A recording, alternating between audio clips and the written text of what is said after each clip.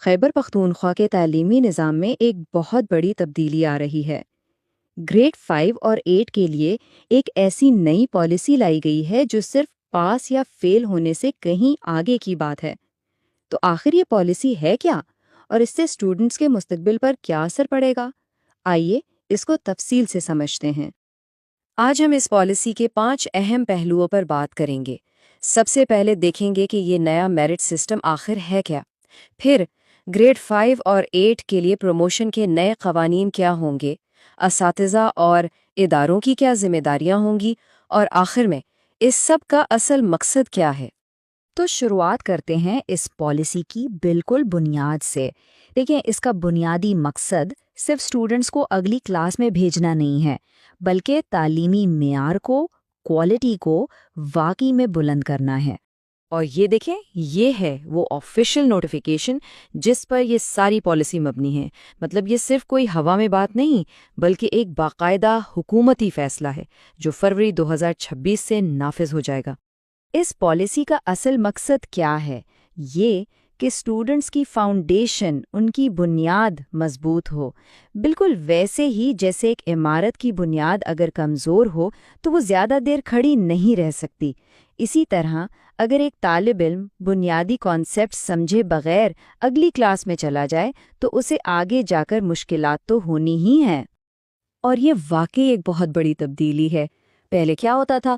1 سال اسکول میں گزارا اور خود بخود اگلی کلاس میں پروموٹ ہو گئے، لیکن اب وہ سسٹم ختم۔ اب ترقی کا انحصار اس بات پر ہوگا کہ کس نے کتنا سیکھا ہے اور پرفارمنس کیسی رہی ہے۔ اچھا، اب آتے ہیں ذرا مخصوص قوانین پر۔ سب سے پہلے بات کرتے ہیں گریڈ 5 کے اسٹوڈنٹس کی کہ وہ اب گریڈ 6 میں کیسے جائیں گے۔ تو وہی سب سے بڑا سوال کہ گریڈ 5 کا ایک اسٹوڈنٹ اب گریڈ 6 میں جائے گا کیسے؟ چلیں اس پورے پروسیس کو سٹیپ بائی سٹیپ سمجھتے ہیں۔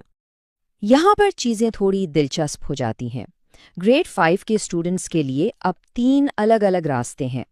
اگر کسی کے 60% سے زیادہ نمبر ہیں تو بہت خوب، وہ سیدھا گریڈ 6 میں جا رہا ہے۔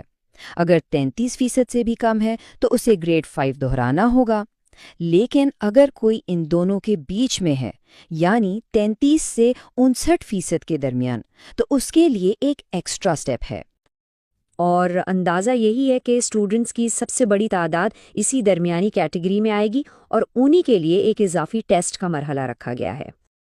تو یہ انٹری ٹیسٹ آخر ہے کیا؟ اسے ایک دوسرا موقع سمجھ لیں۔ یہ ایک MCQ بیسڈ ٹیسٹ ہوگا، یعنی ملٹیپل چوائس سوالات ہوں گے، اور یہ ٹیسٹ صرف اور صرف انہی اسٹوڈنٹس کے لیے ہے جن کے نمبر 33 سے 59% کے درمیان ہیں۔ اچھا، اب انٹری ٹیسٹ دے دیا، اس کے بعد کیا؟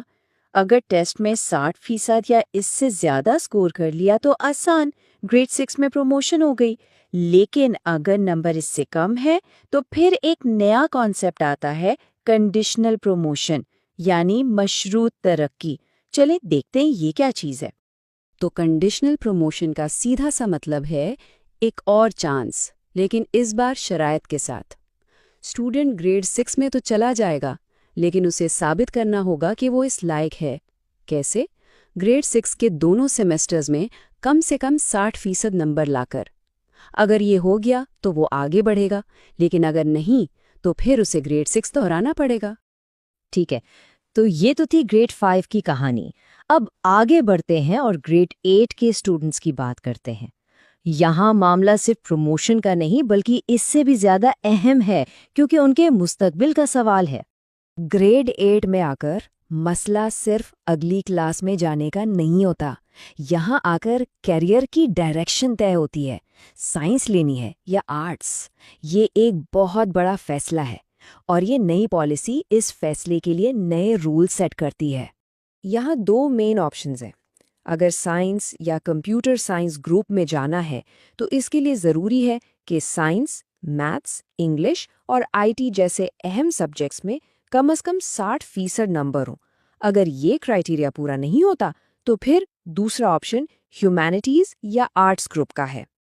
لیکن اب سوال یہ اٹھتا ہے کہ ان اسٹوڈنٹس کا کیا ہوگا جو سائنس پڑھنا تو چاہتے ہیں لیکن ان کے نمبر 60% سے تھوڑے سے کم رہ گئے؟ کیا ان کے لیے راستہ بند ہو گیا؟